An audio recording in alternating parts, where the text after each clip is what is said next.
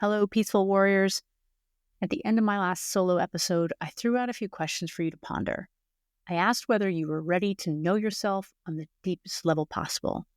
If you felt you were strong enough to see and accept difficult things about who you are.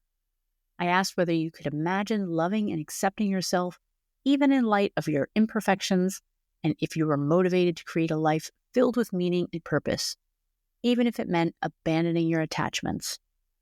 I want to read two very different responses from you guys. First, Tiny T33 wrote, "Yes, this is what I'm doing instead of signing up for a life chasing money at a company who will fire me in a second. My generation, Gen Z, is all about this." Unquote. Cool.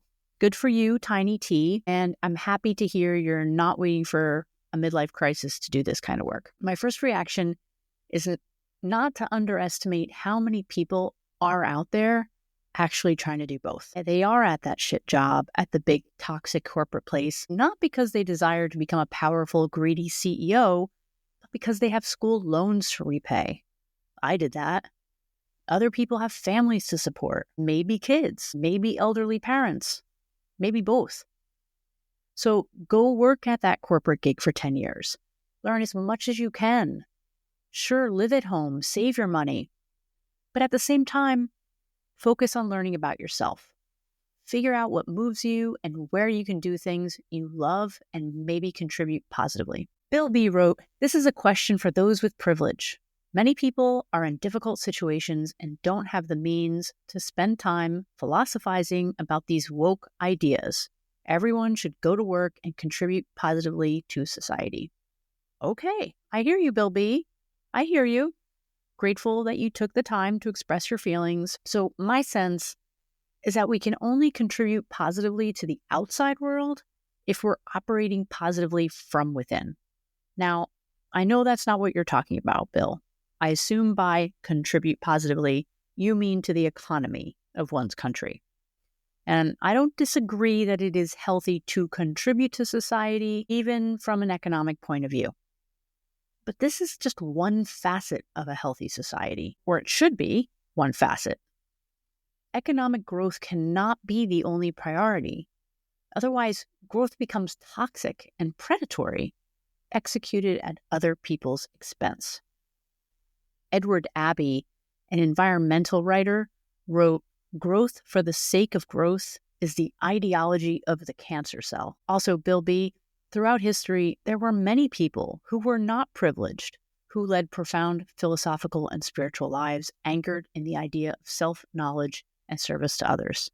You know all the big names: Buddha, Jesus, Francis of Assisi, Socrates, Gandhi, Mother Teresa. Okay, my turn. Yes, I am committing to this practice and to a life focused on doing deep inner work. It sucks at times. It hurts my feelings a good deal. It's a lot easier to write and talk about it than to experience it, which is why I'm trying to hold myself accountable to do more than just talk about it. And attachments? Of course, I still have many. Some are unconscious, others are very tangible.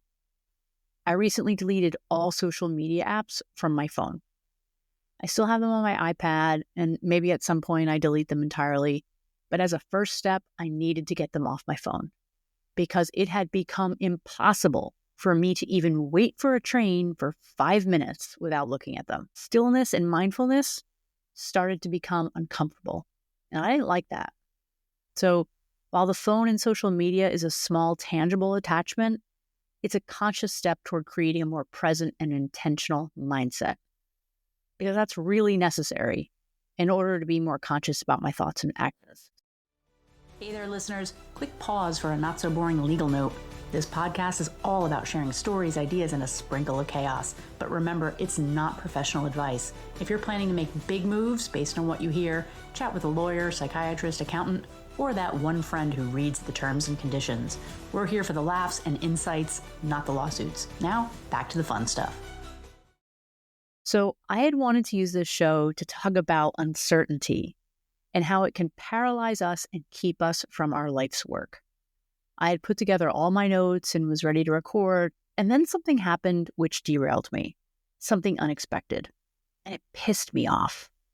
And I was sitting here feeling frustrated and upset, and I thought, well, damn, this is actually pretty relevant to the show. So I put uncertainty on the back burner, and I thought maybe I'd use this show to practice what I preach. You may have noticed that I like talking from an intellectual point of view about change, whether it's personal or professional transformation. But what I've learned, sometimes the hard way, is that lessons and insights usually come from emotional experiences, not from fancy frameworks or academic research. Okay, take a step back. Weeks ago, when I started to think about launching another podcast, I knew I wanted it to be about change and transformation. I just didn't quite know the angle. Do I keep it super professional and talk about helping organizations design and execute complex change, or my work advising executives? Or maybe I play in more psychological and philosophical waters and talk about personal change and growth. Then I realized that I wanted to talk about where all this stuff intersects. So I played around with a bunch of different names for the podcast, and I hit wall after wall. First of all, there are a shitload of podcasts out there, like bazillions. And while most aren't actively producing, the fact is a lot of the cute names I liked other people had already snagged. So long story short, it took a few weeks, and after talking with different friends, I landed on the name Shokubai Shift. I wanted to use the word catalyst in the title, and Shokubai is the Japanese word for catalyst. I thought it would be fun to use that word in a transformational context, because in English, American English, catalyst can mean both a chemical reaction and a person or thing that precipitates an event. So I was trying to be cute, basically. Most of my friends were supportive, but one, a former chemistry professor, threw up all over it. She pointed out that the word catalyst has a very precise meaning in the chemistry world, and I respected it. But on another level, I was still attached to the name and making it work. I thought, okay, well, I might piss off all the scientists out there, but maybe they could see past it. Then I got feedback from a friend of a friend living in Japan who was working literally as a language expert and translator there. And her feedback was like, nope, that's not the right word. It doesn't work how you want it to. And immediately, I felt all these feelings come up. Because here's the thing. I had already recorded 3 episodes by this time. I had done all my podcast art. I had literally written a theme song with the name in it. I was a far way down the road, and I didn't want to have to deal with changing. Any of the positive feelings I had been having up to then evaporated. I felt angry, like the kind that comes with self-pity maybe, but also mad at myself. I noticed I started to try to negotiate a way out of not dealing with the change. I thought maybe leave it as is, or maybe just hold off doing the show entirely. This one email completely upended me and put the brakes on everything I was working on. All very fitting for a podcast about accepting and thriving in change. In the corporate world, there's a term, change appetite, which refers to an individual, team's, or organization's willingness and capacity to embrace and adapt to change. It's a way of gauging the level of readiness and enthusiasm for taking on new initiatives, processes, technologies, or transformations. My reaction to needing to deal with changing the name of this show made me reflect on my own personal change appetite. And what did I discover? Well, that in some situations and contexts, I get really pissed off about unexpected change. Listen, I'll admit to you, I'm the sort of person that when we make dinner plans, I'm going to go check out the menu. I'm going to decide what I'm going to order. I'm going to check out the directions to get to the restaurant. I'm going to plan what I'm going to wear. I know. It's a quirky me thing. And it's fine that I do that stuff, but it does introduce the risk of being frustrated should plans change. So my change appetite isn't as healthy as it could be. Now, I've gotten a lot better about tolerating small, unexpected changes, and I credit the personal development work for this. There was a time long ago when I would have had a very negative emotional reaction to a last-minute change.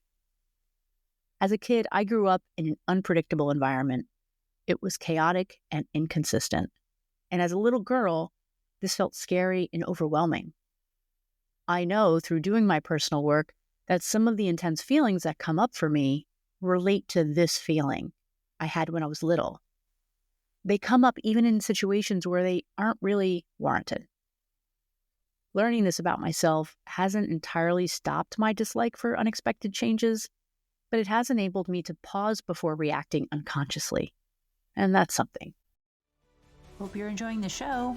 If you are, please subscribe so new episodes find you, and share the show with other deep thinkers in your life. And if you're saying to yourself, damn, I don't have people in my life that I can talk to about this kind of stuff, don't worry, now you do. A week before this whole name change thing came up, I just reposted an article I wrote called Mastering Mistakes. It was all about having a mindset that's open and flexible to making mistakes so you can experience them as helpful lessons versus failures and frustrations. Shifting this mindset takes the sting and exasperation out of messing up. It helps us reframe our personal narrative about things not going as we want them to. This sounds minor, but it's actually a game changer. It will literally change how you feel in your own skin, and it's critical for healthy self-esteem. It helps us feel more confident to explore, play, innovate. Stoic philosopher Heraclitus said life is change. And one of my favorite thinkers, Alan Watts, said the only way to make sense out of change is to plunge into it, move with it, and join the dance. Going back to the podcast name and my email to this woman living in Japan as an English translator, in the email, I had included a typo of shokubai, misspelling it as shobukai, shift. Well, get this. Turns out shobukai, the typo one, roughly translates into the gathering of empty-handed warriors. Symbolically, it's a group of people fighting with wisdom rather than physical force.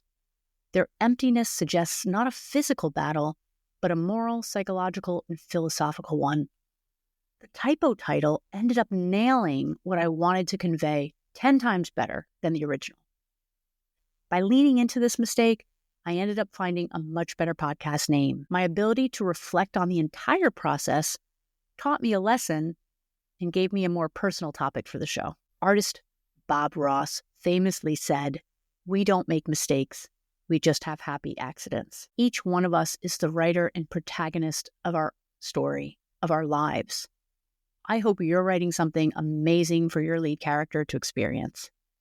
Here are some protagonist ponderings to leave you with today. How do you personally experience small, unexpected changes that come up in your life? What feelings arise for you when plans unexpectedly change? How do you react? Where do you think this comes from? Share your answers in the comments or by email, and I'll read some of them on our next show along with my answers. Until next time, remember, you are the change you and the world are waiting for.